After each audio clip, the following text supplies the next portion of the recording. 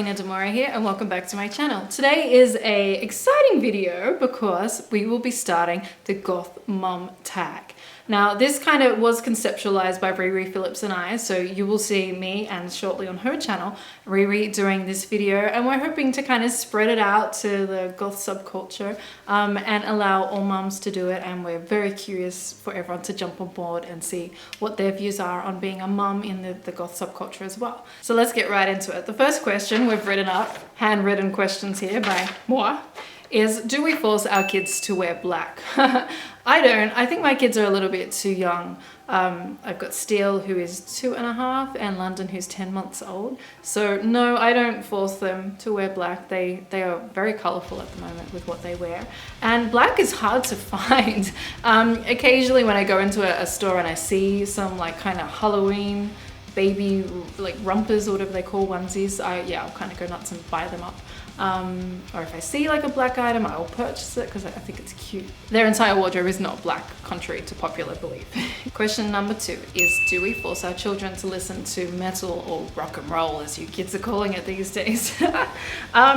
I wouldn't use the word force, that's a little harsh, but obviously they're going to be influenced by what they hear around the house. Apart from Typo Negative, which is the only thing that we allow in our jukebox, we like to listen to a lot of different types of music. So to answer the question, again, I'm going to say no, I don't. But yeah, they hear a lot of cool music because we're obviously into metal and rock and roll, but it's not forced. Hey, I sing Wiggles, you know, that shit's contagious.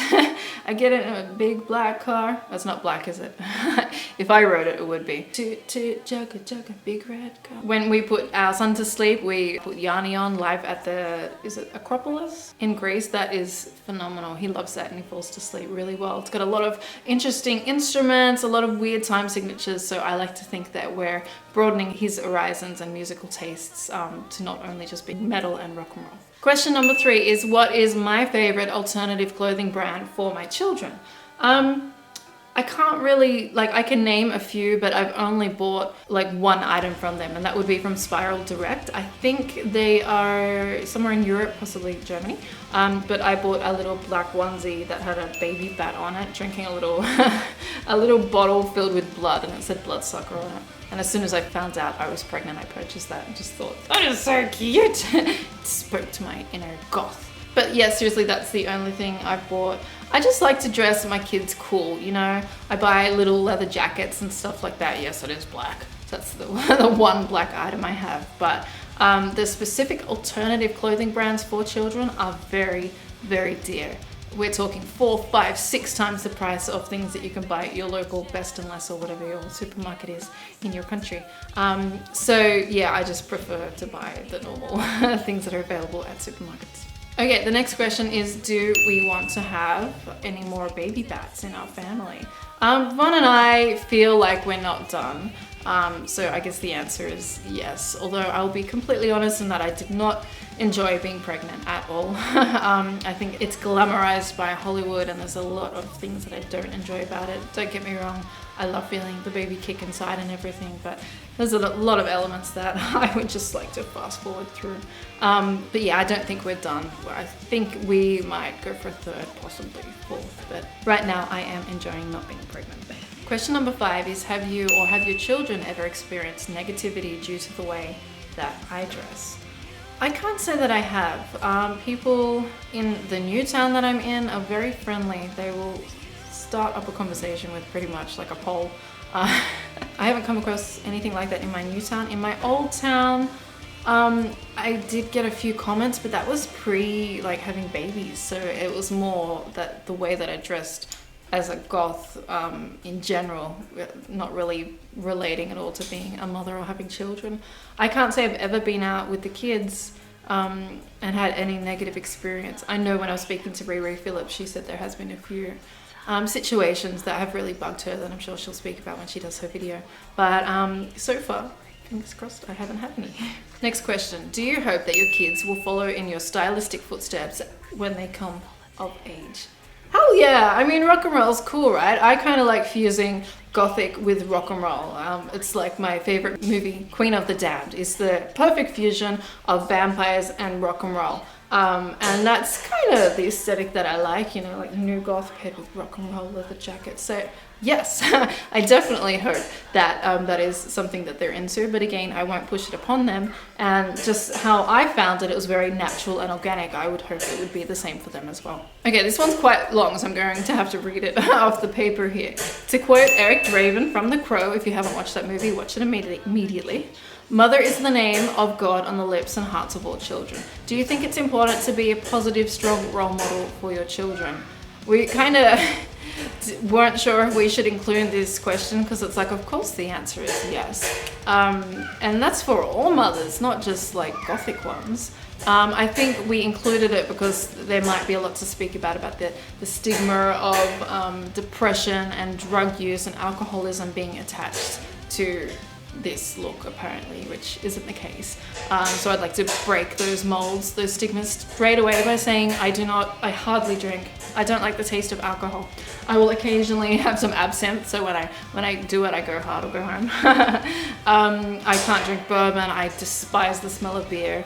I don't even drink coffee. I've seriously never tried any hardcore drugs. I've never even tried weed. I tried smoking when I was 14 and completely hated it. I tried it for a week to try to fit in with these girls at school, but I just said, look, I can't do this. So I'm about as left of field of that stereotype as you can get. Maybe that's why my complexion is so nice, because I am a drug-free, alcohol-free individual. But yeah, it's incredibly important to be a strong female role model for kids, especially with the technology era that we're in right now, with like texting and like, texting was like from my childhood, but sexting, that is something that worries me when my kids again come of age, and how do we control that, and when is it the right time for them to get mobile devices. And there's a lot of things that worry me, but I think just trying to have a close relationship with your child and showing them love and affection daily and telling them that they are strong, independent, creative creatures is a step in the right direction, and just be involved in their life, you know. Never ever make them feel like what you're doing is more important than what they need. You know, if they come up to you, mummy, mummy, mummy, I always drop what I'm doing and I turn my attention to Steel or London, because they're everything to me. Okay, next question is, what do your children think about the way that you dress? Well, I can't really say for London because he's only 10 months old, and I think he's a little bit too young to have formed some opinions on that just yet. But still, I guess at the same time, it's kind of hard to know what he thinks, because like, this is normal, this is how mummy looks, but it is really cute when I get all done up. So when I'm like barefaced to putting my makeup on, he's just suddenly taken an interest to makeup. It's so cute. And he'll go, my turn, my turn. He'll come up and like try to take my matte lipstick off and like put his fingers on my lips and then try to put it on his lips. And just yesterday, whilst ReeRee was here, he went over to my makeup cupboard, which he calls the laundry. I don't know, my makeup desk, and opens the top drawer and started to get out the lipsticks. And this is embarrassing for his 21st, but he put some red lipstick on. Don't tell anyone. I just thought that was adorable, and he wanted black eyes like mummy. So again, to them it's normal, but like, you know, I've seen some people wear really inappropriate clothing where their boobs and butts are hanging out, and you know, a little bit of black has never killed anyone, right?